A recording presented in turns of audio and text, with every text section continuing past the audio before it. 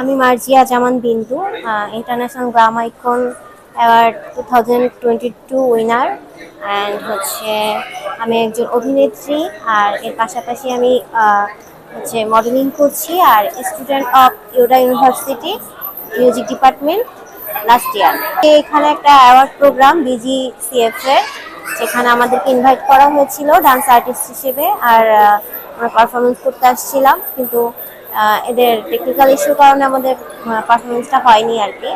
এছাড়া অভিনেত্রী হওয়ার ইচ্ছা, পাশাপাশি গানটা নিয়ে এগোনোর ইচ্ছা। প্রিয়তমা দেখেছি, তারপরে হচ্ছে রাজকুমার, আর হচ্ছে এর আগে অনেক মুভি দেখা হয়েছে, কিন্তু এখন আমার কাছে যা মনে হয় আর কি, শাহরুখ খান তো শাহরুখ খান, আমি কখনোই শাহরুখ খানের সাথে অন্য কারো তুলনা করবো না, কারণ সে আমার প্রথম ক্রাশ। তার মতো কেউ না।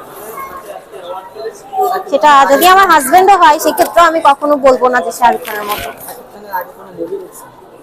আগের কোনো মুভি, হ্যাঁ দেখেছি, কিন্তু নাম এখন মনে পড়ছে না আর কি। জি। সালমান শাহ শাকিব খানের মধ্যে পার্থক্য, দুজনকেই বলা হয় মেগা স্টার, কাকে প্রথমে? সালমান শাহর মুভি আমি খুবই কম দেখেছি, তাকে আমি ওইভাবে অতটা দেখিনি, কিন্তু সবার প্রিয় সেরা নায়ক, মহানায়ক বলা হয়। অবশ্যই সে এখনো যদি বেঁচে থাকতো, অবশ্যই সে হচ্ছে সাকিবের উপরেই যেত, আমার যেটা ধারণা।